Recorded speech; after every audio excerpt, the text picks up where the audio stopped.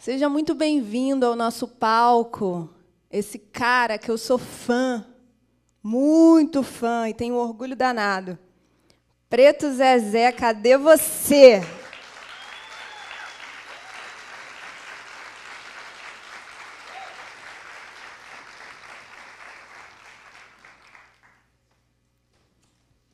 Tudo bem? Uma apresentação dessa, né? Generosíssima. Grande elenco, assim, me sinto chefe de Estado. Tá bom. Esse aqui é o relógio do tempo, né? É bom que me controle aqui para mim não me exceder. Primeiro, eu quero agradecer o convite do IDBR, que, para mim, é uma geração dos pretos mais foda que eu estou conhecendo nesse momento. Eu que já venho da cultura do rap de 1990, quando a gente, inclusive, a descoberta, né, de ser preto, com 16 anos de idade, eu já estou com 46, sei que não parece, lógico. E a gente não tinha muita alternativa do que falar na letra de rap, né? E o rap foi meio que os nossos livros que a gente não pôde comprar, a história reescrita que a gente não conheceu na escola, e era uma época muita loucura na cabeça da gente, a gente querendo se reconfigurar, se encontrar. E o rap meio que deu uma ajudada a organizar o ódio na nossa cabeça e politizar a nossa revolta. Naquela época de 90, o rap ainda era muito limitado, digamos assim, a falar de 3 temas somente.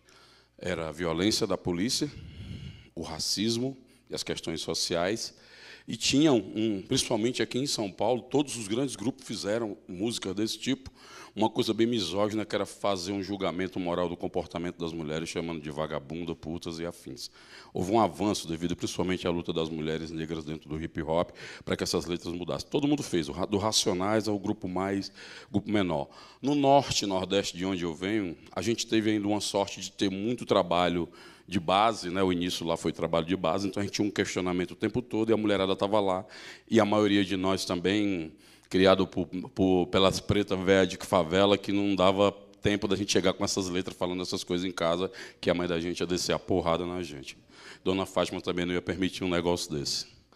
E, na minha criação, via o rap, para mim foi uma coisa muito interessante, porque a gente conheceu primeiro a cultura do negro americano. E aí veio para dentro do Brasil. Então foi quando a gente conheceu o Malcolm X, foi quando eu lembro que eu fui para o cinema assistir com o KLJ, né, em 1995, eu acho.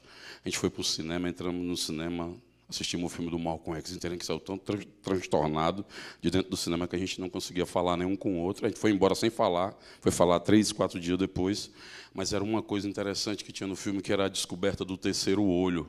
E até então a gente não conseguia nem se entender, nem se ver como uma pessoa preta. Isso tem a ver um pouco com os dilemas que a gente vive hoje, né, de entender que os pretos não são um pacote de biscoito. Eu vejo pessoas, falar com o pessoal, os pretos, parece que os pretos é tudo igual.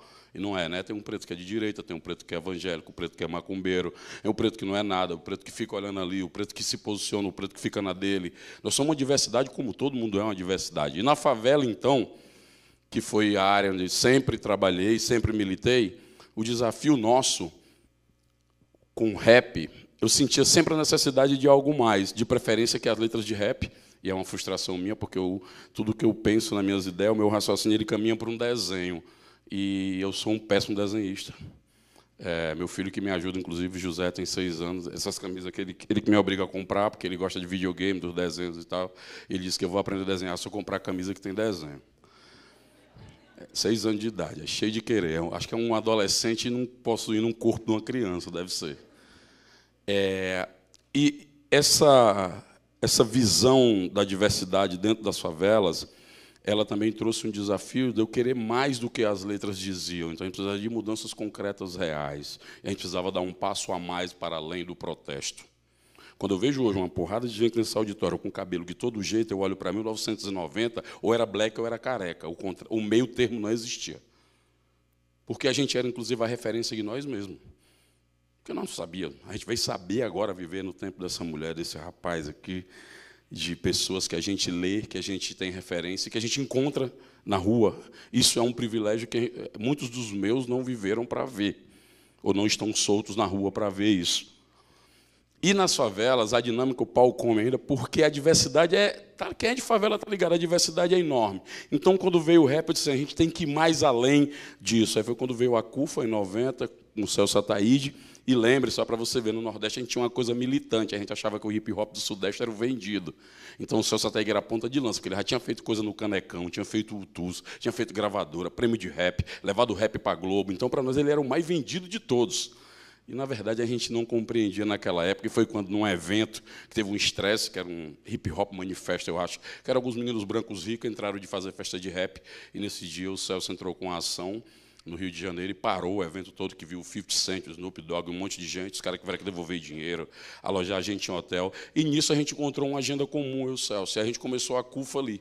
E a CUFA, a gente começou com algumas coisas, com as experiências que a gente já tinha de vida, de movimento social, os ativismos que a gente já tinha. Mas a gente queria criar uma instituição que, primeiro, não fosse uma entidade de fazer boas ações para o povo da favela. Então, a gente prezou por preparar as pessoas que a gente escolhe e dizer que a CUFA seria dirigida somente por favelados. A segunda coisa é que a gente não ia debater se a CUFA ia ser de preto quanto de preto. A CUFA tem uma cota para brancos. E isso o povo do Sul, a CUFA do Rio Grande do Sul, principalmente, Santa Catarina, todo encontro, os caras querem aumentar a cota, a gente não deixa.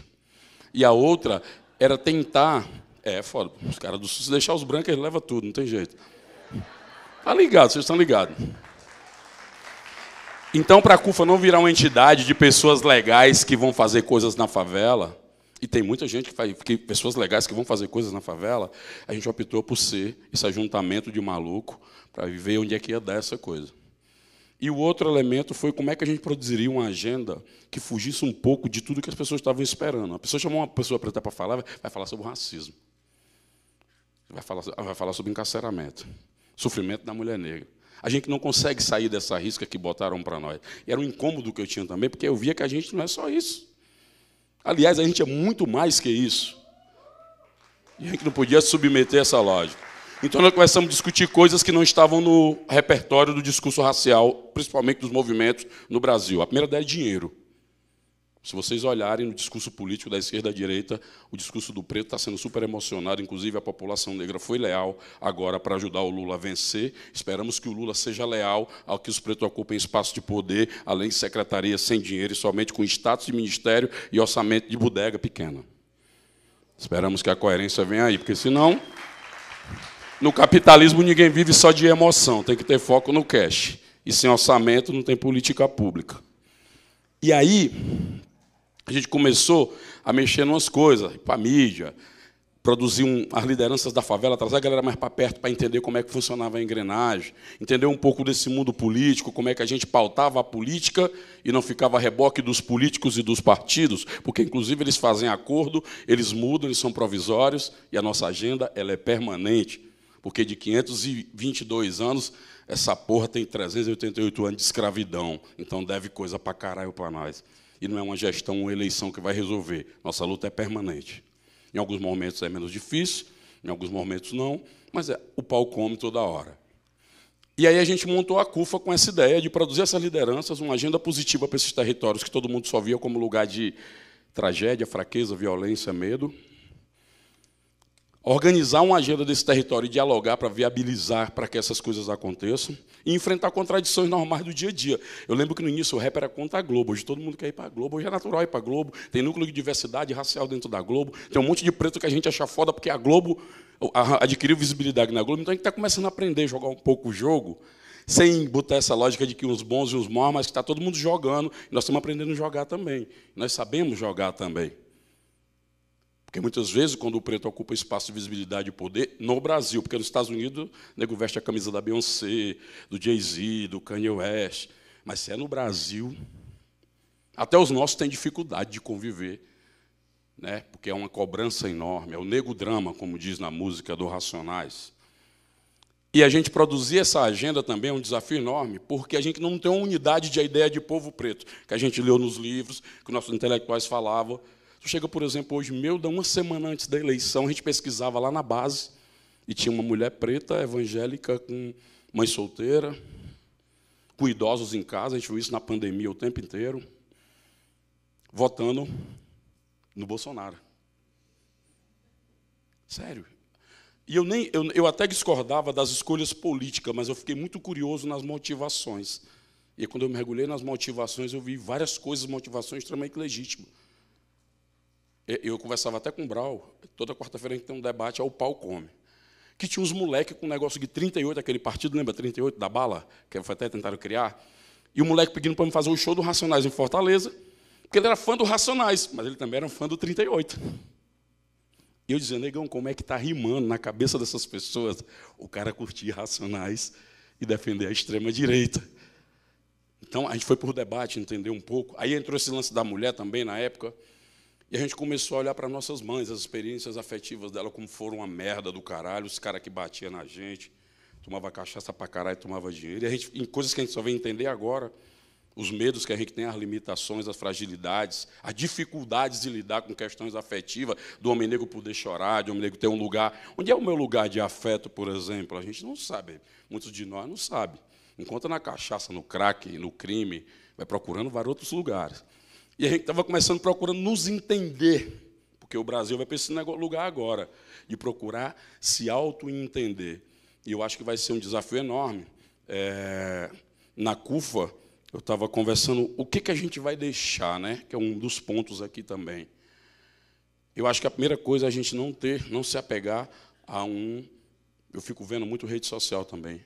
Monopólio do bem. Há sempre alguém que está sendo melhor do que você. Você faz uma coisa e o nego diz, não, eu estou fazendo melhor. Eu acho que a gente começar a conviver melhor com a nossa diversidade. Isso é uma coisa que eu acho que vai ajudar muita gente nesse momento. A outra coisa é a gente ter uma agenda de interesse nosso, que a gente vai dialogar com todo mundo para viabilizar. Interesse nosso de dinheiro, interesse nosso de poder político, interesse nosso de ocupar espaço, interesse nosso de estar num lugar desse aqui, que talvez seja a primeira vez na história dessa faculdade que tenha visto tanta gente preta no auditório, com certeza. Isso tem que ser uma coisa natural, isso não tem que ser nem tema para nós, não tem que ser nem debate, tem que ser naturalizado. A gente tem que entrar aqui de boa e todo mundo pá. Então, eu penso que nós vamos ter que nos organizar, principalmente agora, em que nós vamos ter um governo que prometeu e criou expectativas várias, principalmente para nós, que a gente vai ter que saber quando defender coisas do nosso interesse nesse governo, quando manter a distância para defender coisas da sociedade que o governo não vai conseguir avançar, e quando pressionar para que os nossos interesses sejam atendidos. E aí a CUFA, nessa trajetória, a gente teve que aprender... Porque assim, né, a gente aprendeu no faveleza, a porra toda. Então, tu chega num negócio e o cara fala para ti sobre um compliance, cara. Aí tu pensa, essa porra come com o quê, malandro? Isso pode comer gelado ou quente, caralho. Aí o cara vem e mete um ESG. Aí você vai olhar, vai desenrolar, aí você vai ver que é o mesmo processo que a favela cria, porque assim, os caras falam empreendedorismo, é lindo pra caralho. Mas a favela já se vira e faz o corre desde quando? Mas eles se apropriam, reconfiguram, criam seus termos, ganham dinheiro, escrevem suas teses, seus títulos, e a gente vira coadjuvante do nosso próprio processo, como sempre. E aí, na pandemia, teve uma coisa que foi muito louca para nós, que foi descobrir que a gente era mais forte do que a gente imaginava que era. Para vocês terem ideia, a gente fez uma campanha que levou, pelo menos assim, a parte que a gente contabilizou, porque teve parte que a gente nem conseguiu contar. A gente conseguiu arrecadar 878 milhões de reais em chip, comida, absorvente. A gente montou barco, a gente montou casa, a gente montou empresa de logística, a gente montou empresa de telefonia para poder levar crédito para as mães que não tinha celular, mas não tinha crédito. A gente fez transferência digital pela PicPay dentro de uma mata lá em comunidade ribeirinha, lá em Quilombo. Então, assim, isso tudo adicionou para a gente, apesar dos estresses e das baixas, também muitas inteligências que a gente está utilizando agora para produzir soluções e respostas. E a gente precisa hoje dar luzes, que eu acho que é o maior nosso legado. Eu acho que é luzes para despertar ambições que a gente não pôde ter. Eu, por exemplo, sou de um tempo que eu só fiz até a 6ª série e eu estudava e eu não sabia que existia uma universidade. Hoje não, a gente já tem uma porrada de preto na universidade, e ainda bem que o meu filho, as gerações que vão vir, você, já estão com outras ambições, vendo de outra altura da planície. E nós vamos atrás. Nós temos que ter ambição. A gente tem que ter... Não é o poder pelo poder, é o poder para poder fazer coisas para nós. Porque a diferença de um estudante de arquitetura que se forma na FAP, que vem aqui do Higienópolis dos Jardins, e um que vem do Capão Redondo, é quando eles forem pensar uma casa, a visão deles sobre o quarto de despejo é diferente.